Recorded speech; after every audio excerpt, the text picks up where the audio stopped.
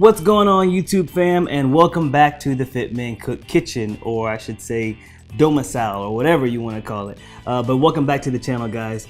I promised you all a keto video almost about a month ago, and here it is.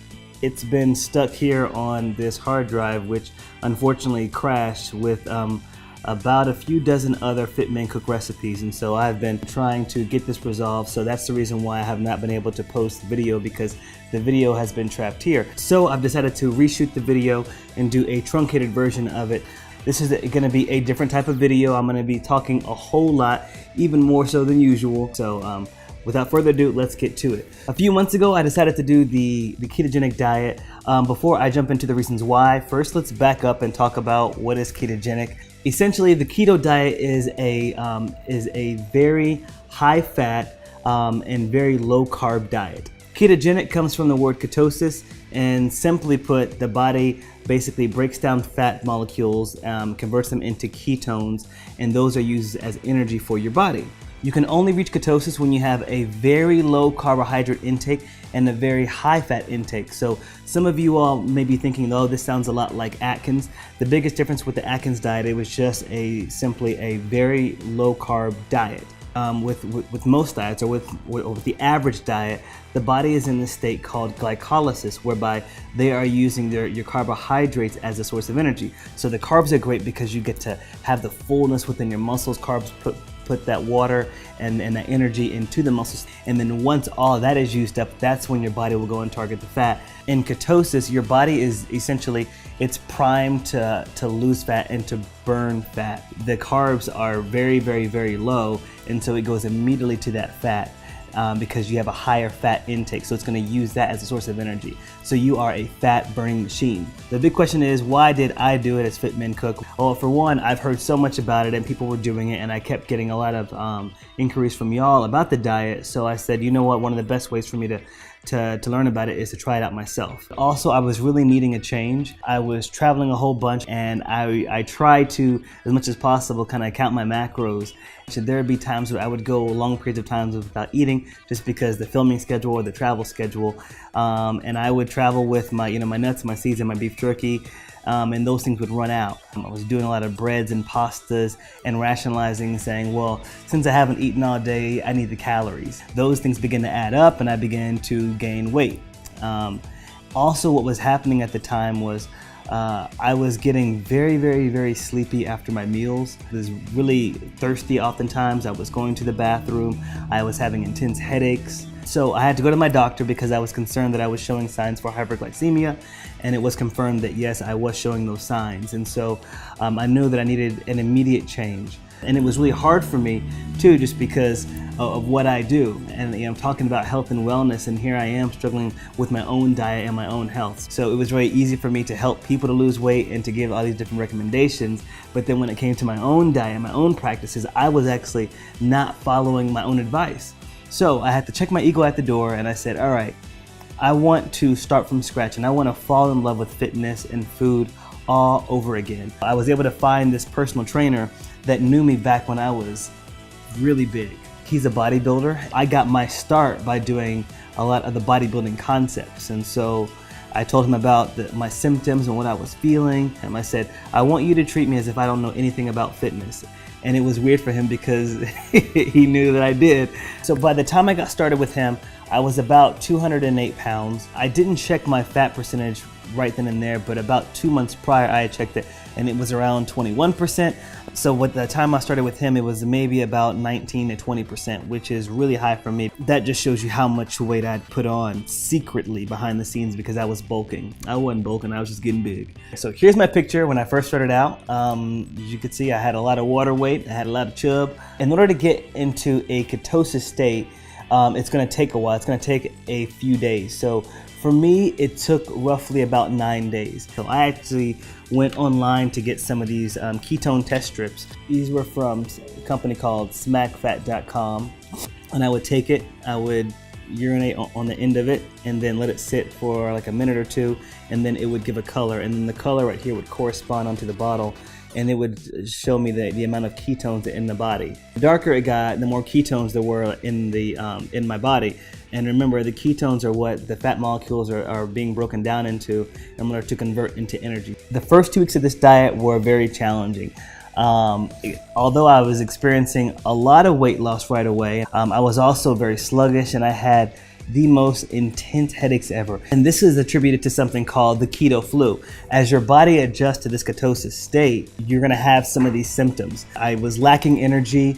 I was a lot more sluggish during my workouts. And I remember at one time, I used to like going to my buddy's boot camp classes.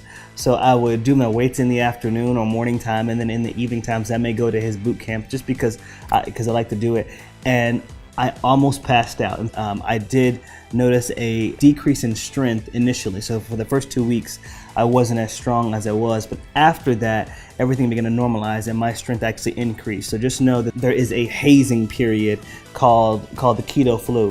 For some people, it could last a couple of days. For some people, like me, it lasted almost 2 weeks. So because you are cutting out the carbohydrates in your diet, you're gonna lose a lot of weight really, really fast. So that was really motivating for me to see. So people on Atkins, they always get excited because they're like, oh, I lost all this weight. And then they have their first meal with carbs and they blow up. That's because they never really lost any fat. They just lost a whole bunch of water. And even my girlfriend at the time, she said, oh, wow, this is really working for you like right away. And I had to temper that with the reality of like, all right, this is probably like a lot of water right now. Even though I began to feel better by week 3, it was also really important for me to kind of keep up the level of activity that I had. I went to Oregon and we went on like a 9 or 10 hour like day hike. And I began to feel a little bit dizzy and lightheaded and getting the shaky Bambi legs and shaky arms. What we had to do as well, before workouts, I began to drink about a half of a Gatorade, and I know that that's sugar, but because of the intensity of the workout, I was able to burn that off right away. I thought that would knock me out of a ketosis state, but when I tested it out, those things did not knock me out of ketosis. You know, I did want some definition, but I also didn't want to get like, you know, like really flat looking. So I was kind of panicking and feeling that I looked really flat. And even the trainer did agree. And so what we did was we went to 1 treat meal per week, and this was very, very, very helpful for me. With this diet, because it was so restrictive, it actually gave me something to look forward to each week, so I would train even harder and I would anticipate what that 1 treat meal would be. And it also really helped to fill me out so I didn't feel as flat. And then my next workouts were very, very explosive, so I actually enjoyed that. It did knock me out of ketosis, those meals, but it only took though a few days for me to hop back on, and I would do the little ketone test and then I'd be right back on there. Between 4 to 6 weeks, I was really vibing, I was grooving, but the weight loss began to kind of slow down. On average, I was about 1 to 2 pounds per week, and I had just kind of stopped and kind of flatlined right there, and I thought it may have had something to do with with my treat meals, but that wasn't it. The reason is that I began to get really excited about the diet, because the diet is one of the best things about ketogenic, because fats taste so darn good, y'all. Ooh, fats taste good. So I was just kind of having like a free-for-all, and I would take the diet that I had and I just began to add in other fats like bacon and butter and things like that. And so when the trainer found out, duh, Kevin, he was like, okay, you just can't just start adding stuff in there thinking that you're gonna have the same results. And he's right. I went back to the original diet and I began to lose weight again. In the last few weeks too of the diet, I was traveling a whole bunch as well. And so I was able to maintain close as possible to the amount of calories, but for sure I wasn't having the carbs. I was having my treat meal once a week. So here's the end result. By week 8, I was very happy with the results from just in a few short weeks.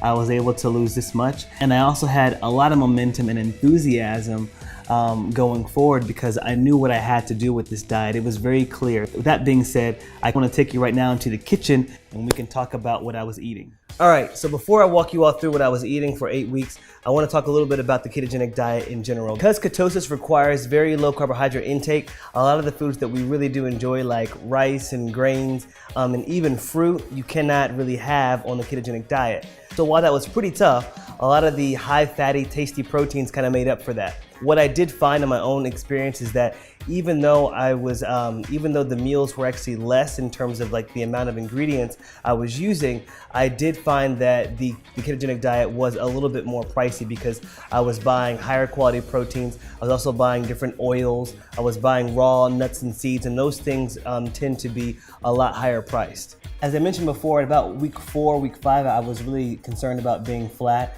And so one thing that we did was we boosted the level of protein in the diet. You want to be careful that you just can't add in a whole lot of protein, because too much protein can actually run counter to ketosis. But here are some of the proteins that I use. I use this one post-workout, and then I also added in some collagen. And what I liked about the collagen is that it gave a really quick protein boost, so I could not use up all of my, my good tasty protein, and that it was unflavored. And so I could add this into my protein shake, I could add it into my coffee. And one of the main benefits too of collagen, it's good for my joints. And so the more I was doing the weight training, I didn't have as much joint pain. I mentioned before about the keto flu and the headaches and the feelings of sluggishness and fatigue.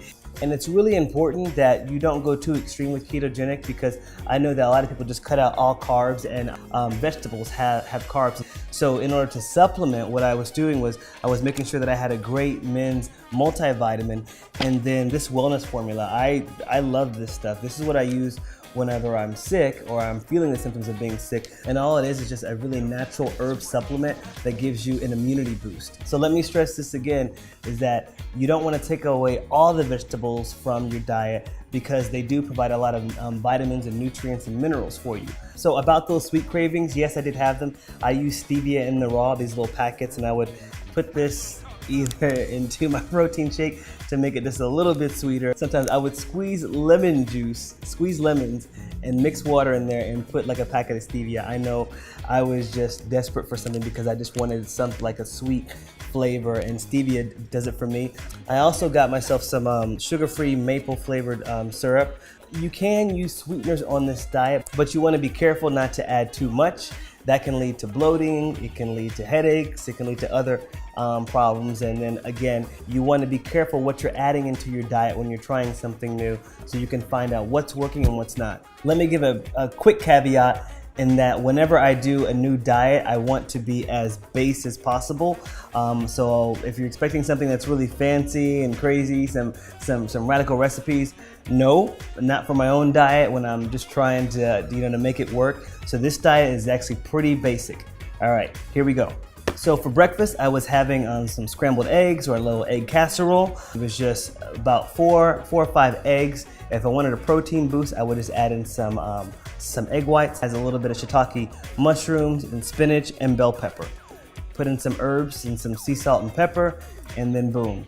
Oh, and then to make this creamy, I did add in a little bit of goat cheese. Now, you want to keep your diet as low carb as possible. So the good thing about keto is that you can actually stay away from some of the processed low fat, reduced fat products, because what they'll do is they'll take out the fat from those and they'll add sugar, so that way it'll taste good. Keto is good because you can actually have the full flavored, full fat product. So if you're gonna buy cheese for this diet, you need to go ahead and get the full flavored, non-reduced fat cheese. After breakfast, I enjoyed a mid-morning meal / snack. So it would just be a regular protein shake. And then I would get another boost of protein with the collagen, and then just 1 tablespoon, 1 serving of a natural nut butter. And I love the cashews because they were sweeter. For lunch, I'd have a cashew chicken salad, and then to boost the fat content, I would add about a tablespoon of sesame oil vinaigrette, and then top it all off with some cashews, and maybe about a 1/4 to 1/3 cup of raw cashews. For dinner, I'd either have lamb or bison or salmon. Now these two aren't completely equal. I like lamb because lamb is really high in fat. It's also loaded with omega-6 fatty acids. Now for the salmon, if you are a seafood person, salmon is really high in fat as well, but it's not quite as high in fat as lamb and bison. So what I would have to do was add maybe about a tablespoon of olive oil to the meal. And then with either option, I just enjoyed grilled asparagus or broccoli. And for my final meal, I'd either have eggs or another protein shake. So I'm gonna post my diet below. Let me just go ahead and say that I do not recommend that you just go and do my diet at all. I definitely encourage you to go ahead and seek out someone to help you to craft your own diet. Quick last thoughts: when in doubt, eat real food. You can enjoy condiments. Just make sure that those condiments are not loaded up with sugar. And also be conscious that the more things that you kind of add into your diet, the different elements, that the harder it may be to kind of pinpoint what's going to work for you and what's not working for you and how your body adjusts. Ketogenic is very tasty because it's all the foods that we truly love so much, but without the carbs. There can be a slippery slope at times whenever you are preparing your foods because, again, fats taste so good. And also be careful for those lifters out there that you don't want to overload your diet with a whole bunch of protein because that can knock you out of the ketosis state. For me, I did have about 1 gram of protein for every pound of lean body weight. So, overall, I highly recommend this diet. I do think there are risks, as with any diet, but so long as you do it correctly, I think that you kind of mitigate the the risks. I think this is also a good diet for a precursor if you're trying to get ready for a photo shoot, because you do lose a lot of water weight. But I do think that it lays the foundation for you to begin to do that in a much more manageable and also a very tasty way. What I will say is that you do need to get with a dietitian or with a licensed personal trainer with knowledge of nutrition if you want to go ahead and do this diet. It also does not hurt to get a checkup with your primary care physician to find out anything that you need to know about your body before you do this. Some people cannot digest fats very well. I would not recommend this diet to them. But there also just may be some other health concerns that you may not be aware of that you need to know before you try any type of restrictive diet. Consider the keto flu. Remember, don't go and throw away the diet right away if you're beginning to feel those flu-like symptoms of the headache and fatigue and being sluggish. That's all a part of the adjustment period. Can go very extreme with this diet, and I just think there is a slippery slope there, so you need to be very careful. If you have one of those personalities that just kind of goes like all in something like this, just do it with someone so they can monitor your progress and just make sure that you're not, taking a jump off that building and saying you could fly, homie. So for my people out there who are pro athletes, who are actually performance athletes, you need to be very careful about doing this diet because the ketogenic diet may not give you enough energy to be as explosive and powerful as you need to be. And lastly, consider your overall lifestyle. And this is the final point that I'll say. For me, I love keto, but I don't think that I can do it for the long term. I can do it when I'm traveling just for business and for my quick projects and I'm trying to get ready for something, but overall, no. And here's the reasons why. For me and my job here as Fitman Cook, experiencing different cuisines and foods, it requires me to to kind of branch out there. So being on keto is not really compatible with that. So overall, even though I love the diet and I felt great, it's not something that I can sustain over the long haul. And again, I just think the whole diet is hella tasty as well. I mean, come on, who wouldn't like a diet in fats? Come on now. Thank y'all for watching. I know this is not our typical video. I hate that my other video did not work out, but I hope that you all find this video really helpful. I want you all to post your comments and also your experiences below, because that's how we're all really going to grow and learn together as one big community. Until next time, y'all, I do want y'all to keep it healthy, but of course, never ever boring. Boom!